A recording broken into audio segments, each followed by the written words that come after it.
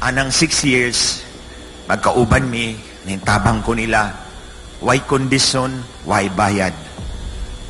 Every month or so, we go to their house and we have dinner, private.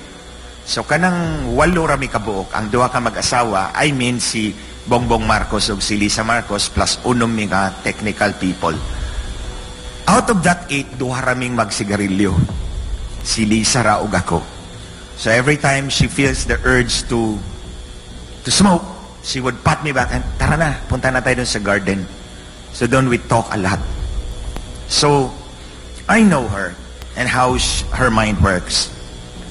So, one time, after Bongbong Marcos filed his certificate of candidacy, she called me to the office dito sa Ore.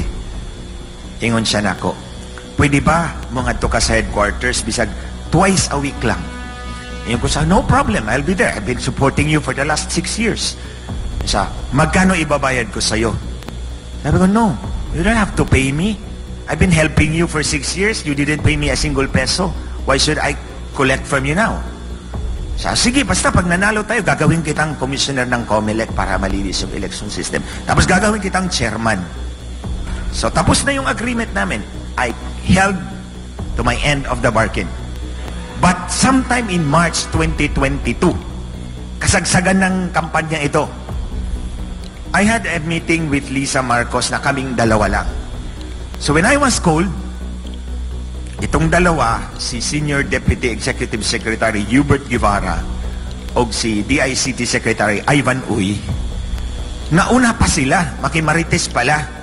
So nauna pa silang dumaan, tas ako, last akong pumasok.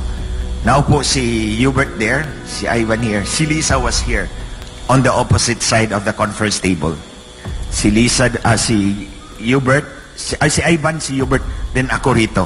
Hindi niya ako nakita agad. Sabi niya, guys, I have a meeting with the owners of Smartmatic.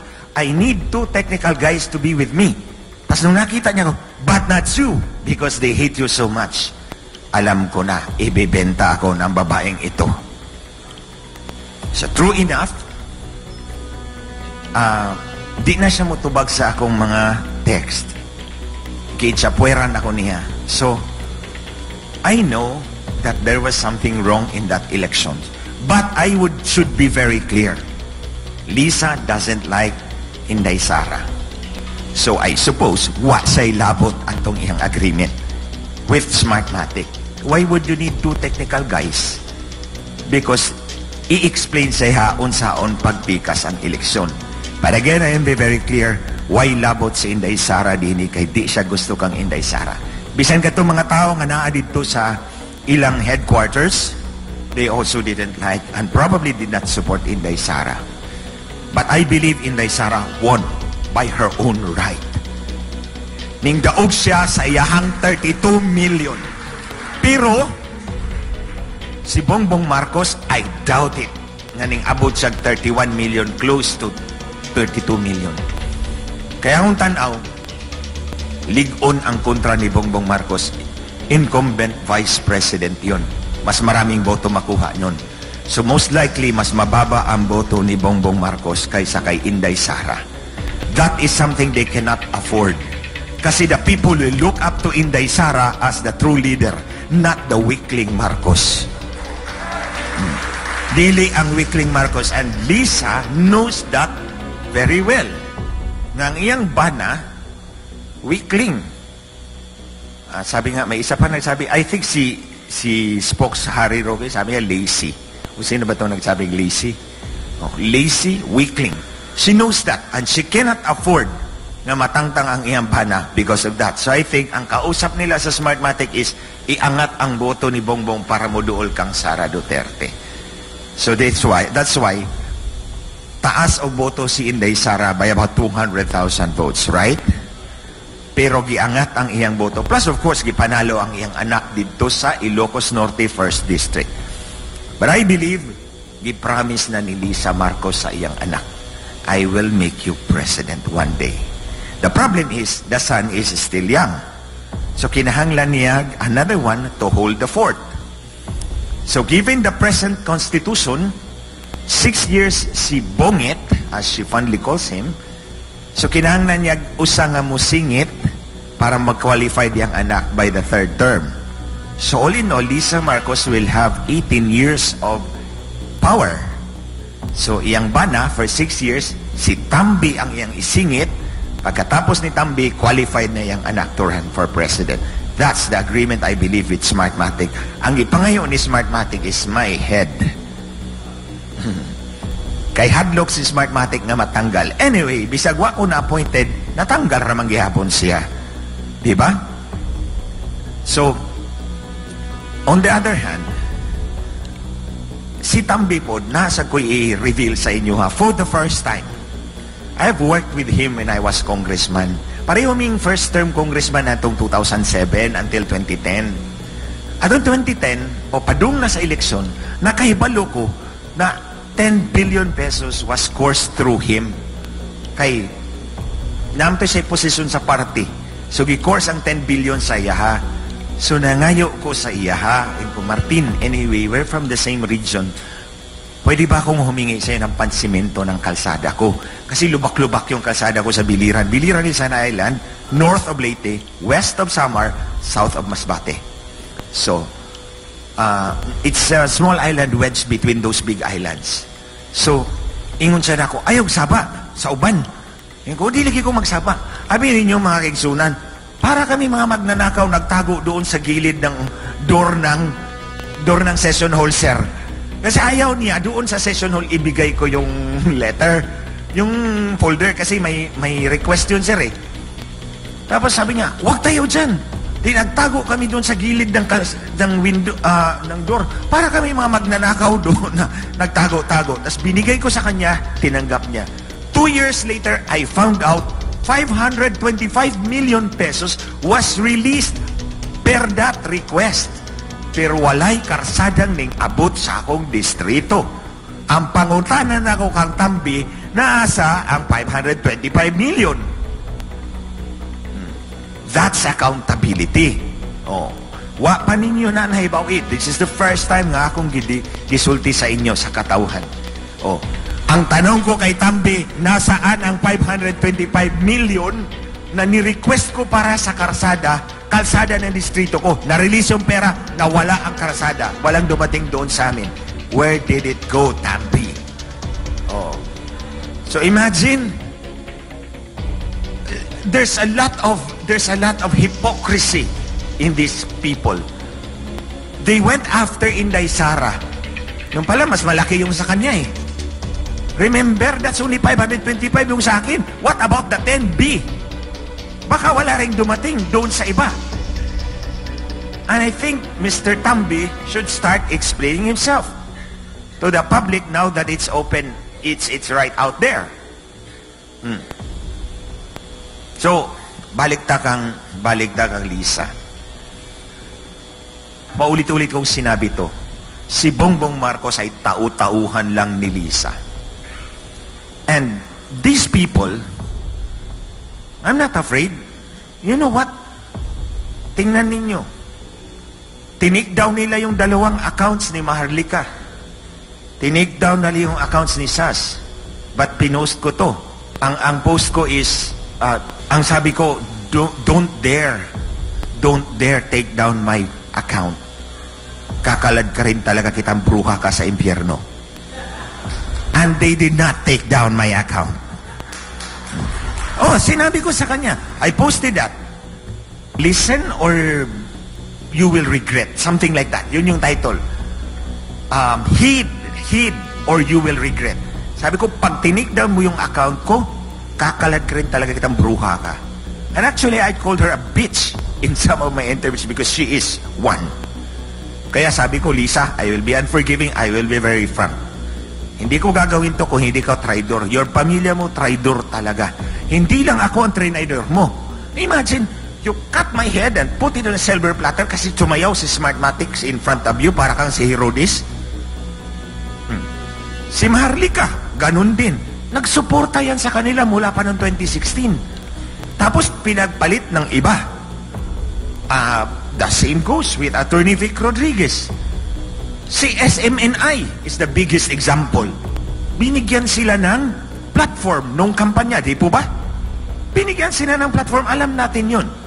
Tapos anong ginawa nila? Ginorgor. To quote the term of Maharlika, ginorgor. Oh. Ito pa si China. You see why ganyan si Xi Jinping? Yung Chinese sa atin? Panahon ni President Duterte, walang water cannon. Diba? Hindi tayo kinakanyon. Hindi tayo nililiser. But now, ginagawa nila. You see, for 6 years, as far as I know, yung kumpanya ni Lisa Marcos, yung Unified Philippines-China Unified Enterprise, tinulungan sila ng Chinese government doon para magkakomisyon. Tinulungan sila ng Chinese government. Tapos nung nanalo, sinaksak sa likod si China, pumalit kay si Amerika. At binigay pa yung mga bases natin doon. Just like what Harry Roque said kanina. So, syempre, the Chinese government are very angry at them. So, ang ibig kong sabihin, yung pagtatraidor, it runs in the blood. Ito kay Inday Sara is also a classic example. Ginamit nila nung eleksyon para manalo sila. Tapos ngayon, ito ang ginagawa nila kay Inday Sara. Would you want that to happen to you? Oh. Itong PI, pwede ring putang ina. Oh. Ito pwede rin putang ina. And let's be frank about it. Putang ina naman talaga yan sila. Oh. You see, ito'y pagtataksil sa inyo. Remember, sabi ni Dean Arellano, the Constitution is a social contract between the people and the government. It's actually, sabi ko sa inyo, we surrender most of our rights to the government. In exchange, we get a constitution that circumscribes the power and authority of that government para hindi tayo aabusuhin. Tapos ito, papalusot nila yung PI para mabago yung constitution para mananatili sila sa pwesto. I think yung PI niya is a recognition that Tambi is not going to win anyway. So kailangan nilang baguhin yung konstitusyon para mapanatili yung pag-hold on to power until umabot of age yung anak at maging pangulo. Because prenamis yan ni Lisa sa kanya. And Lisa will get what she wants. Isa sa kanyang mantra sa buhay is, consider it done. Pag sinabi niyang consider it done, gagawin niya ang lahat. Matupad lang yung kanyang pinangako sa iyo. But of course, only if you are still useful to her. The moment you lose your utility, wala ka nang gamit sa kanya, ibalibag ka na. Itapon ka ng parang basura.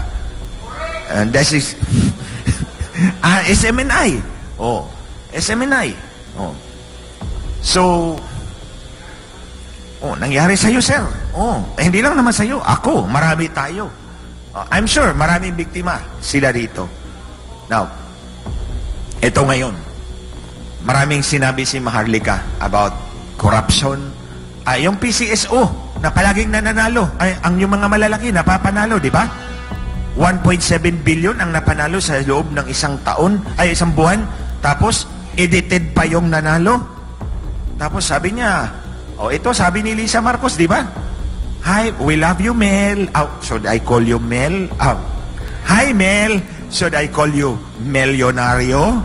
Sama-sama tayong babangon muli para maging milyonaryo. Tingnan mo, she really has a knack of incriminating herself and others. Sa akin, inamin niya, magkikita sila na may-ari ng Smartmatic. Inayos nila yung eleksyon. Ito naman, binuking niya si Mel. Magic pala yung nananalo doon sa PCO. Subuta kung nandun si Director Sandra Cam, hindi ba kakalusot si milyonaryo? Di ba? So, are we going to allow them to do that to us? Patuloy ba na, hayaan na lang ba natin sila na manatili sila sa pwesto ng ganyan? Mahal ng bilihin, di po ba? Ni barato na ba ang presyo sa bugas? 20 pesos na ba? Pila?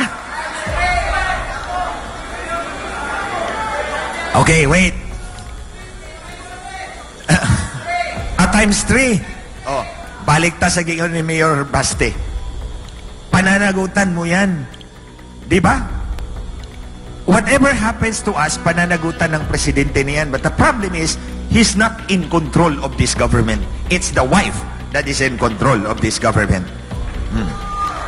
It's the wife that is in control of this government. You see, ladies and gentlemen, we are treated to the spectacle of a person running the office of the presidency but did not file a certificate of candidacy.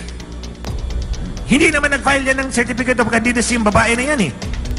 Pero siya nagpapatakbo ng presidency. And we are at her mercy. Kung may mercy pa sa puso niya. Diba? So, hahayaan ba natin to na magpatuloy? Oh. Ako'y nagpapasalamat sa inyong lahat today for coming here. It entails a lot of sacrifice. Your time, your effort. But today, we create a visible and vibrant opposition to the rule. Ito yung araw na to. And let's rally around doon sa call, the clarion call of Mayor Baste. Marcos resign. Marcos resign. Marcos resign. Wala kang silbi dyan. Ang asawa mo ang nagpapatakbo sa bansa namin. We did not elect her. And you see, kahit yung mandato mo, questionable eh. Nag-usap kayo ng may-ari ng Smartmatic. You see, naubos na lahat ng takot ko sa kanila. That's why I'm here. And I thank Kabsec Ivasco, si Kuya Manonjun, for inviting me, giving me this opportunity. Kasi nung binulgar ko yun, they tried to ignore me. Walang media na nag-interview sa akin. But I kept going. Actually, unang-una yun, may press conference kami dapat sa CBCP. Natunugan ni Lisa Marcos. May tinawagan yata sa CBCP, kinansila yung press con namin that very afternoon. So, well, when someone closes the door, God somehow opens a window. So, ang pumasok sa isipan ko, gumawa ka ng affidavit. Ang totoo, mga kababayan, nakasulat ang akong gisulti sa inyo karon sa akong affidavit. Gisumpaan na nako. Ningadtog yung ko sa abogado, nanumpa yung ko dito kay base no masilip, mabutasan pa akong affidavit. So, I stand by my accusations. Nag-istorya, nag-meeting ang tag-iya sa Smartmatic ug si Lisa Marcos atong Marso 2022. Duha ka buwan, una mag-eleksyon. So, ako siyang ingnan, tubag ako hangtod karon mga kaigsunan. Kaya pila na to? September 2023. Hangtod karon wa gyud na mo tubag si Lisa. Tanawa, di ba? Di siya mo tubag sa mga pasangil ni Maharlika, di ba? Sa mga nagsubaybay kay Maharlika, hindi siya sumasagot. Kasi, ang palaging sinasabi niya, another mantra of Lisa Marcos, less talk, less mistake. You see, the truth has only one version. The truth. Pag sinabi kong nakapula ka, ma'am, nakapula ba yan? Maroon. Okay, pag sinabi ko, ma'am, maroon yan, that's maroon. Pag sinabi ng red, that would be a lie. In other words, the truth is capable of only one version. Any other version of a fact is not the truth. It is a lie. Di po ba? So, pag sinabi ni Lisa, less talk, less mistake, what does it mean? Huwag ka nang sumagot, huwag ka nang magsalita, kasi baka magkamali ka. It's because, ang pwede lang niyang isagot doon sa mga sinabi ni Maharlika ay pawang kasinungalingan. Hindi niya pwedeng sagutin ng katotohanan ang sinasabi ni Maharlika because there is only one version of truth. Yun yung sinasabi ni Maharlika. Yun yung totoo. Mauna ang kamatuuran. So kung imo nang tubago ng kamatuuran nga giyaw-yaw ni Maharlika, ang imuhang sagot, ang imong tubag, mali. Bakak. Bakak ba sa Bisaya? Dini? O bakak na. That's why, ang truth, wala na error, wala na space for error. Because the truth is the truth. Wala space for error. Ang bakak has a wide latitude for error. Muna'y gikahadlo ka ni Lisa Marcos. Better shut up because baka magkamali ka dun sa sagot mo. Because ang sagot niya would not be founded on the truth, but on lies. And that's, I'm unmasking Lisa Marcos before you now. I'm not afraid of her, even if she appears to be, or apparently, the most powerful person in this country. Kasi may hawak pa ako sa kanya. Kaya nga sabi ko sa kanya, don't cross my red line. I will keep my word even if I gave it to the devil. Because I made a promise. So don't cross my red line. If you cross my red line, kakalad ka rin talaga kita, bruha ka sa impyerno.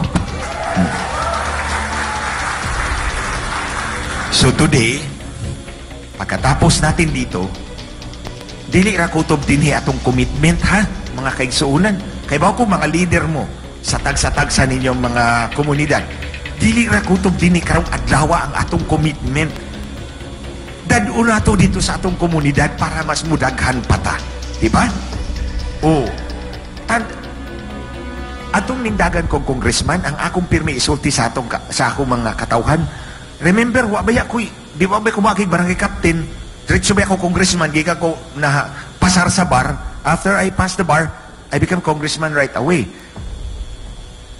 Ang pirmi na kong isulti sa akong mga kaigsunan, naa sa inyong mga kamot, ang gahom para mabago ang dagan sa inyong tagsa-tagsa kakinabuhi.